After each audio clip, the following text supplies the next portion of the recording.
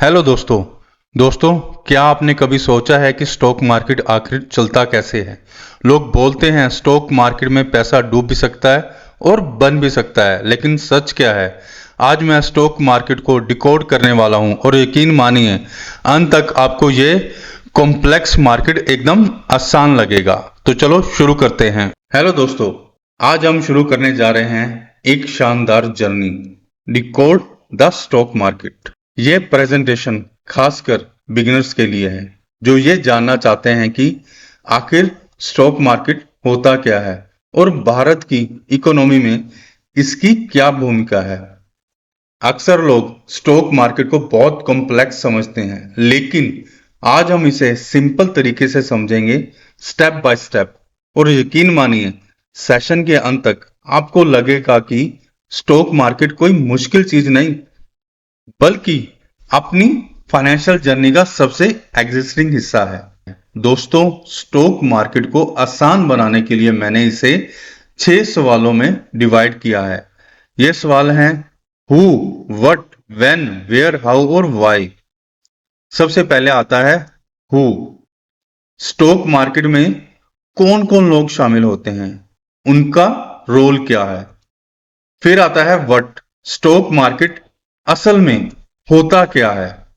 इसके बाद आता है व्हेन, इसका इतिहास कब शुरू हुआ और आज इसकी टाइमिंग क्या है। फिर वेयर, पहले ये फिजिकल फ्लोर पर चलता था, अब डिजिटल फ्लोर पर। इसके बाद हाउ, यानी स्टॉक मार्केट असल में काम कैसे करता है। और आखिर में वाई, ये इतना इंपॉर्टेंट क्यों है कंपनीज, इन्वेस्टर्स और इकोनॉमी तीनों के लिए। तो दोस्तों, इन 6 सवालों का जवाब मिलते ही स्टॉक मार्केट आपको बहुत आसान और इंटरेस्टिंग लगेगा। अब बात करते हैं who is involve in the stock market. दोस्तों, स्टॉक मार्केट किसी एक व्यक्ति या संस्था से नहीं चलता।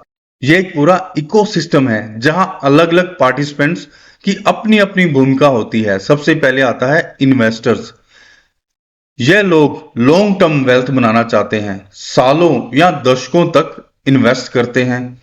एग्जाम्पल के लिए, अगर कोई इन्फोसिस के शेयर खरीदकर 15 साल तक रखे रखता है तो यह क्या कहलाता है, इन्वेस्टर कहलाता है। फिर आता है ट्रेडर्स। यह शॉर्ट टर्म प्लेयर होता है जो रोजाना के प्राइस फ्लक्चुएशन से प्रॉफिट कमाने की कोशिश करता है। एग्जाम्पल के लिए, सुबह निफ्टी 50 खरीदना और दोपहर तक उसे बेच देना। फिर आती हैं कंपनीज जैसे रिलायंस, टीसीएस या एप्पल। ये अपने ग्रोथ और एक्सपेंशन के लिए पैसा जुटाने के लिए शेयर इश्यूज करती हैं ताकि इन्हें बड़े से बड़ा बैंक लोन ना लेना पड़े, यानी इन्हें बैंक लोन्स पर निर्भर ना रहना पड़े। फिर आते हैं स्टॉक ब्रोकर्स। हम सीधे स्टॉक एक्सचेंज जाकर शेयर्स कभी नहीं खरीद सकते।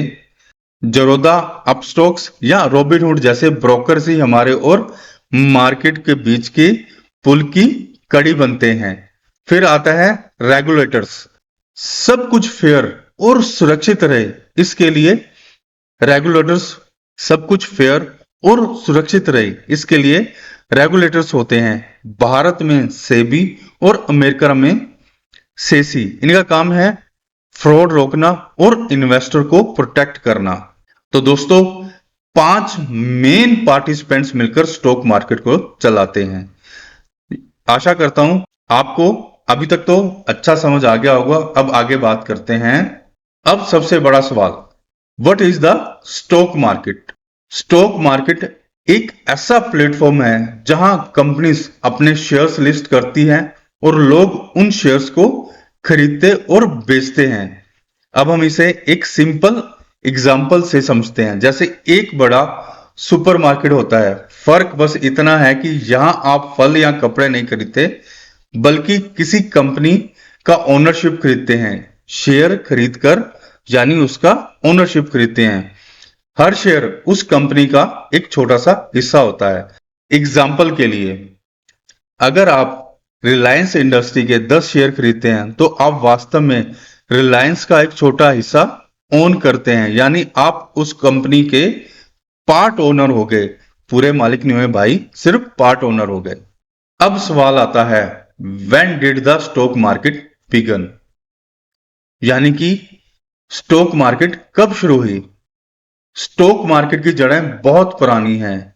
ग्लोबल रूट्स, 1600 में एम्स्टर्डम में डच ईस्ट इंडिया कंपनी ने दुनिया के पहले शेयर इश्यूज किए। यह एक हिस्टोरिकल मोमेंट था क्योंकि पहली बार बड़े वेंचर ने मल्टीपल इन्वेस्टर से पैसा जुटाना शुरू किया। यही मॉडर्न स्टॉक ट्रेडिंग की शुरुआत मानी जाती है। अब बात करते हैं इंडिया लेगेसी की। भारत में 1875 में बॉम्बे स्टॉक एक्सचेंज यानी बीएसई की स्थापना हुई। शुरुआत में ब्रोकर एक बड़ के पेड़ यानी बनियन ट्री के नीचे बैठकर इनफॉर्मल ट्रेडिंग करते थे। धीरे धीरे वही सेटअप इवॉल्व होकर एशिया का सबसे पुराना और दुनिया के सबसे बड़े स्टॉक एक्सचेंज में से एक बन गया।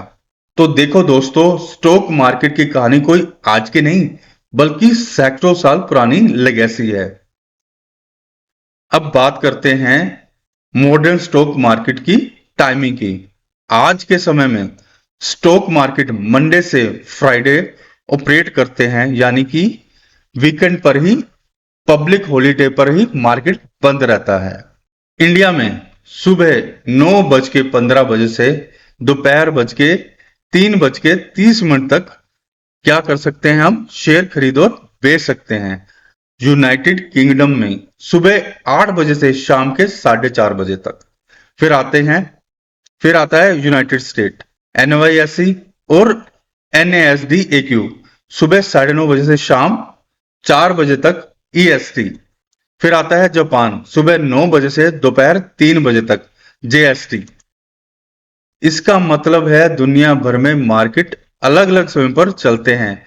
ग्लोबल इन्वेस्टर्स के लिए यह बहुत इंपॉर्टेंट है क्योंकि एक मार्केट बंद होते ही दूसरा खुल जाता है। यही कारण है कि ग्लोबल इकोनॉमी 24/7 न्यूज, 24/7 न्यूज और इवेंट्स पर रिएक्ट करती है। दोस्तों, अब बात करते हैं स्टॉक मार्केट आखिर चलता कहां है। पहले के समय में स्टॉक ट्रेडिंग पूरी तरह से फिजिकल हुआ करती थी। अपनी पुरानी न्यूयॉर्क स्टॉक एक्सचेंज की तस्वीरें देखी होंगी, भीड़ भाड़ वाले फ्लोर्स जहां सैकड़ों ट्रेडर्स खड़े होकर चिल्ला रहे होते थे, हाथों के इशारों से ऑर्डर्स दे रहे होते थे। उसे हम कहते थे फिजिकल पिट्स। लेकिन आज जमाना बदल चुका है।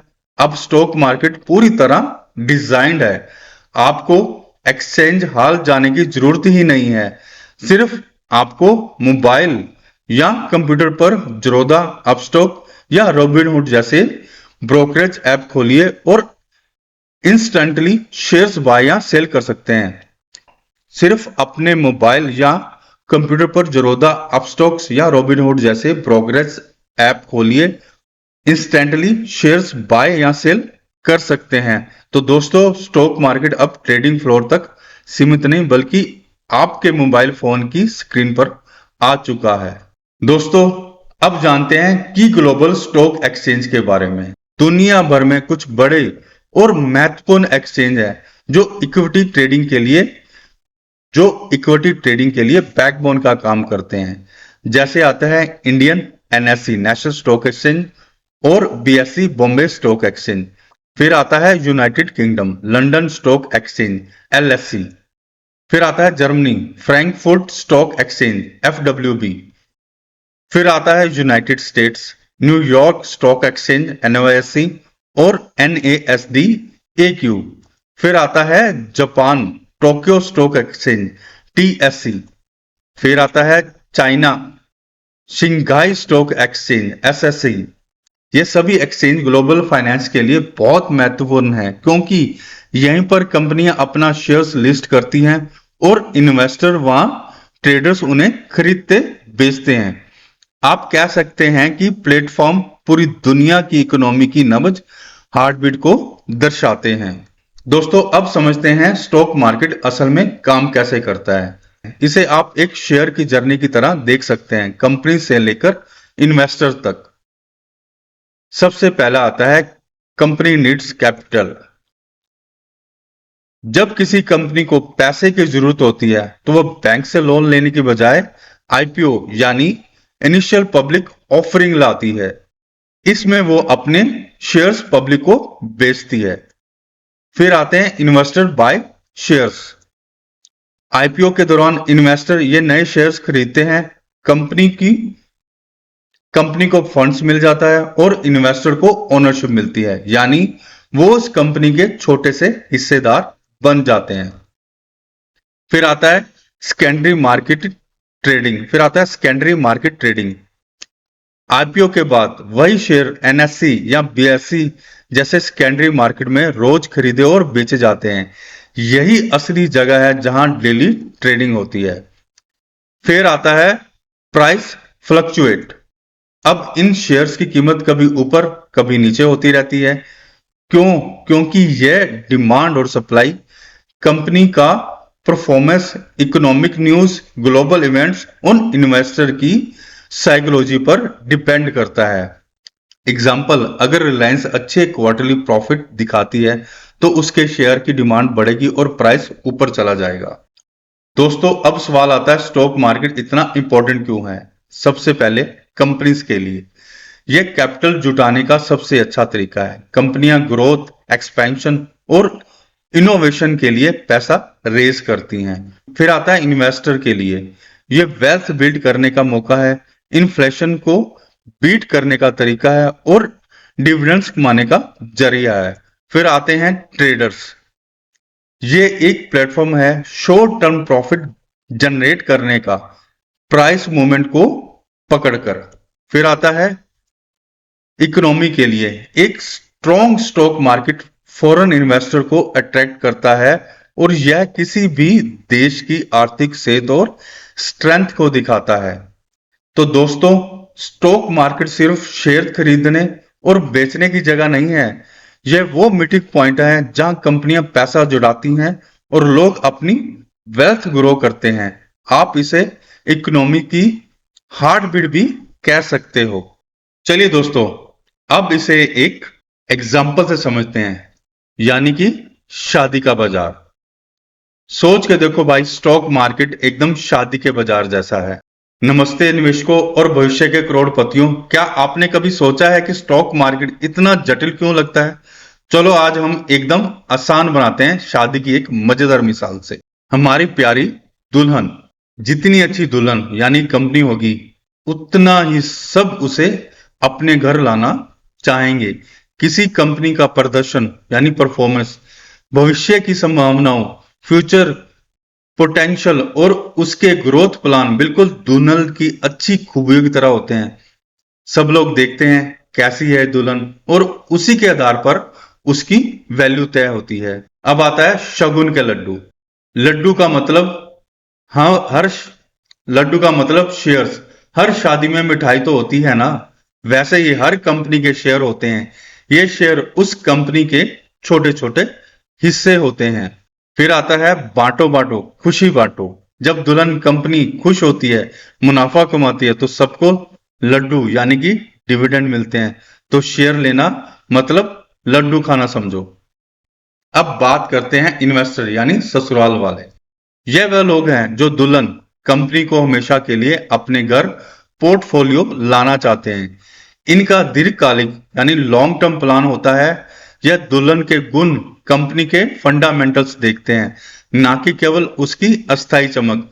Short term short term price fluctuation, यह सोच समझकर निवेश करते हैं जैसे एक अच्छी सास बहू को चुनती है। फिर आते हैं ट्रेडर्स यानी कि बाराती। हम तो बस नाचने आए हैं। बाराती कौन होते हैं? जो शादी में आते हैं, नाचते हैं, खाना खाते हैं और फिर निकल जाते हैं। बिल्कुल वैसे ही ट्रेडर्स होते हैं। यह दुल्हन कंपनी के साथ लंबा रिश्ता नहीं रखते। इन्हें बस दिन भर के दामों के उतार चढ़ाव से मतलब होता है। थोड़ा मुनाफा हुआ तो निकलिए। जैसे बाराती शादी एंजॉय करके चलते बनते, यानी कि खाना पीना खाया और निकल लिए। फिर आता है स्टॉक ब्रोकर यानी कि पंडित जी। शादी कौन कराता है? पंडित जी। वैसे ही स्टॉक मार्केट में शेयर खरीदने या बेचने में आपको मदद करते हैं ब्रोकर। ये आपको मार्केट से जोड़ते हैं। ये आपके लिए सारे मंथ यानी ट्रांजैक्शन पढ़ते हैं ताकि दुल्हन, कंपनी और ससुराल वाले निवेशक का मिलन हो सके। हर ट्रांजैक्शन की दक्षिणा ब्रोकरेज लेते हैं, यानी कि ये जितनी भी आप ट्रांजैक्शन करोगे उसका ब्रोकरेज लेंगे ही लेंगे, पंडित जी की तरह। फिर बात करते हैं रेगुलेटर सेबी, हमारे मामा जी। अब आपको पता है शादी में क्या करते हैं मामा जी, रूल्स लाते हैं, भाई ऐसा नहीं करना, वैसे नहीं करना। ऐसे ही सेबी है कि आपने ये काम गलत नहीं करना, ये रूल और रेगुलेशन वायलेंस नहीं करना। मामा जी का डर, हर शादी में एक मामा जी होते हैं जो सब पर नजर रखते हैं, कोई गड़बड़ ना हो और सब कुछ ठीक से चले। सेबी, भारतीय प्रतिभूति और विनिमय बोर्ड भी वही मामा जी ही है। रूल एंड रेगुलेशंस, ये देखते हैं कि मार्केट में सब कुछ निष्पक्ष यानी कि फेयर प्ले हो, कोई चीटिंग ना करे और सबकी सुरक्षा बनी रहे। जैसे मामा जी रिश्तेदारों को लाइन पर रखते हैं। अब आता है प्राइस चेंज यानी दुल्हन की डिमांड। दुल्हन की डिमांड तब बढ़ती है जब सब उसे पसंद करते हैं, उसकी अच्छी खबर फैलती है। वैसे ही जब कोई कंपनी अच्छा प्रदर्शन करती है मार्केट में, उसकी पॉजिटिव न्यूज आती है तो उसके शेयरों की मांग बढ़ जाती है और दाम भी। और अगर कुछ गलत हो जाए तो मांग गिर जाती है और दाम भी गिर जाते हैं। ये है सीधा साधा मांग और आपूर्ति, सप्लाई डिमांड का खेल। अब आता है the grand finale. Stock market एक शादी का मेला है। कंपनियां दुल्हन है, शेयर लड्डू हैं, निवेशक ससुराल वाले हैं, ट्रेडर्स बराती हैं, ब्रोकर पंडित है और सेबी मामा जी हैं। और दाम वो तो दुल्हन की डिमांड पर निर्भर करता है। अब समझे ना, चलो इन्वेस्ट करो। उम्मीद है अब स्टॉक मार्केट थोड़ा अपना सा लग रहा होगा, तो देर किस बात की, सीखते रहो, निवेश करते रहो और अपनी आर्थिक लक्ष्यों को हासिल करते हो। Happy investing. धन्यवाद दोस्तों, मेरे चैनल को ज्यादा से ज्यादा सब्सक्राइब करो क्योंकि ये सीरीज चलती रहेगी। अभी सेकंड पार्ट आया है, इस तरह ये सीरीज आगे बढ़ती रहेगी और आपको मैं स्टेप बाय स्टेप एग्जाम्पल के साथ अच्छे से शेयर मार्केट के बारे में समझाऊंगा। थैंक यू दोस्तों, आपका बहुत बहुत धन्यवाद। मिलते हैं अगले पार्ट में, पार्ट 3 में, स्टॉक मार्केट का पार्ट 3। थैंक्स।